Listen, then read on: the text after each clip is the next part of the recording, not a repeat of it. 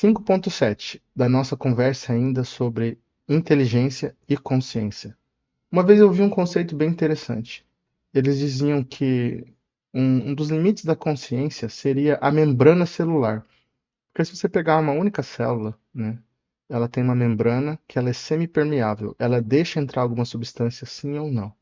Então, quando a gente fala de consciência, nós estamos falando mais de percepção.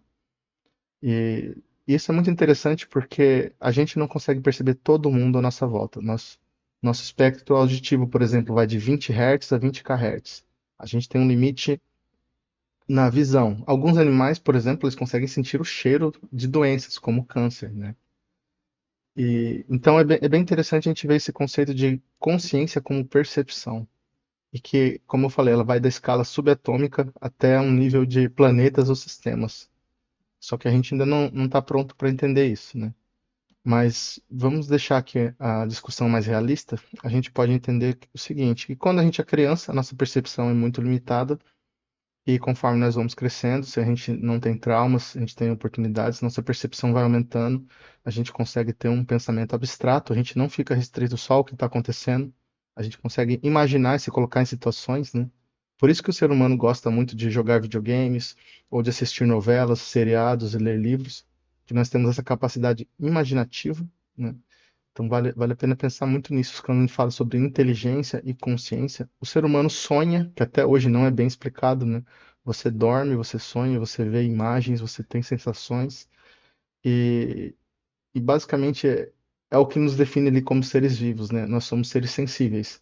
Nós reagimos ao ambiente, nós transformamos o ambiente. Então, quando a gente fala em inteligência artificial, nós estamos falando sobre isso, né? A capacidade de você reagir porque um programa de computador tradicional, ele é totalmente determinístico, a mesma entrada, a mesma saída. E ele não é tão sensível, porque ele não tem tanta capacidade de computação a entender contextos. Uma palavra que pode ser ambígua não pode ser bem entendida, ou se ela estiver mal soletrada.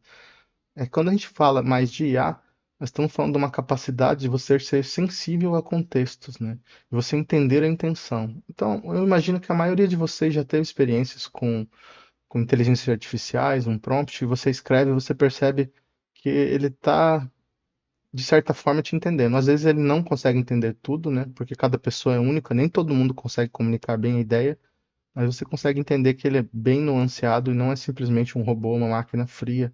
Não estou dizendo que elas têm consciência, né? Mas eu estou dizendo que o nível de inteligência delas é bem avançado porque elas têm um vocabulário muito grande.